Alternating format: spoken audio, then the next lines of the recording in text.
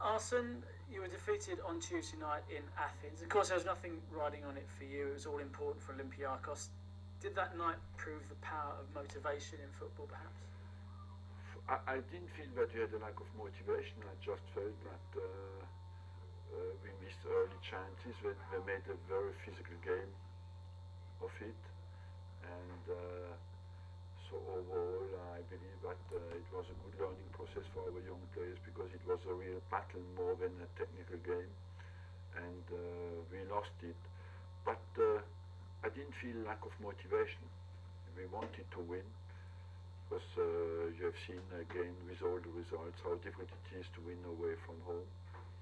And we at 2-1 I had hope that it could come back to 2-2, and we lost a goal in the end. But overall I cannot say that the commitment was missed. A bit experience in midfield maybe. But you are through, and the two Manchester clubs are out. Can you quite believe that, given their strength in domestic football? It's difficult to believe, but that's reality. I don't know if you remember what we spoke about early in the season, that the margin between English Premier League clubs and the rest of Europe has become smaller. That means we live all more on a smaller margin, and that if you have one or two important players injured, or if you lose one game by bad luck, you can go out. What effect will their exits have on the Premier League title race, in your opinion? It's difficult to predict at the moment, because it's never, when you go out of the Champions League, is of course mentally a big disappointment. How well your team recovers or not is down to basically different, every team responds in a different way. But you want to play in the Champions League, but the risk is that you have to go out at some stage, and that you have to deal with a disappointment. That's part of any big club. Manchester United has been, let's not forget, Manchester United has played 3 finals out of the last 4, so you have to consider that for them it is an accident. It leaves London representing England in the Champions League. It seems incredible that the capital city, the cradle of football, has never won its biggest trophy. We were close, Chelsea was close, the two teams were very, very close, and there again you face competition from all over Europe with some massive clubs, you know, and maybe this season, you never know. Arsenal are celebrating their 125th anniversary this weekend when Emirates hosts a game with Everton. On Friday, the club unveil 3 statues at Emirates Stadium. The identities are not yet revealed, but you've had a bust made of you. Just how big an honour is it to be encapsulated in a statue? I think it's a massive honour, because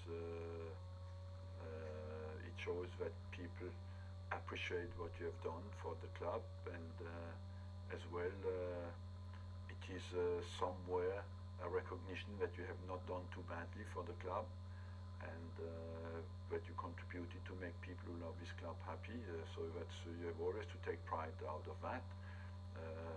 The 3 statues are 3 legends of the clubs, and so of course I feel it's completely justified, but acknowledged as people who have contributed tremendously to the success of this club. There's loads of things going on. My favourite, referee Howard Webb will use a sixpence in the coin toss to commemorate the club's humble beginnings. A group of workers at Dial Square Armaments Factory in Woolwich decided to form a team, each giving a sixpence to purchase a football. How good's that? It's fantastic, you know. I believe it's part of the things I like in England, is that they have recognition for history, for people who have you speak about Dial Square, it's absolutely fantastic, you know. People never forget here, and you feel the weight of recognition of people here is bigger than anywhere else in the world, and I like that. Sort of remembered individuals as well. Relatives of David Danskin, who organised that connection, will present the ball to Howard Webb. Descendants of Fred Beardsley, who obtained Arsenal's first kit, will help Vic Akers put the shirts out. So Arsenal are remembering key individuals in their past. Yes, it's absolutely amazing. It's fantastic, because I must say as well, I learned a lot. seeing these things, you know, and you see as well that the development of a football club depends on individuals who take the right initiative, make the right decisions, have the right dedication for the club, and so it's good that they are remembered. There's legends coming back. I think there's going to be cannons by the pitch. There's bands playing. Did Arsenal's strong sense of history, all this kind of thing that the club does, did that actually attract you to the club all those years ago? When well, you were thinking of joining? I thought when I arrived here, yes, you could feel. Don't forget when I arrived here the first time, the ladies and the men were still in separate rooms.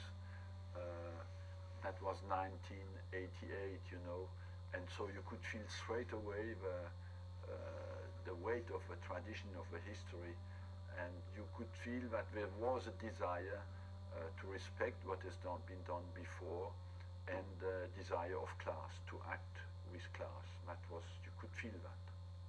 Turning to the game itself, Everton have some off-field issues, but David Moyes still makes them so tough to beat. They're consistently competitive in difficult circumstances, aren't they? Well, good side, when you look at the team sheet, you know, you face good players, and they're always well organized, difficult to beat, and but we play at home, and we had just a good away result at Wigan, and we want to continue our run, you know, we want to win our home games.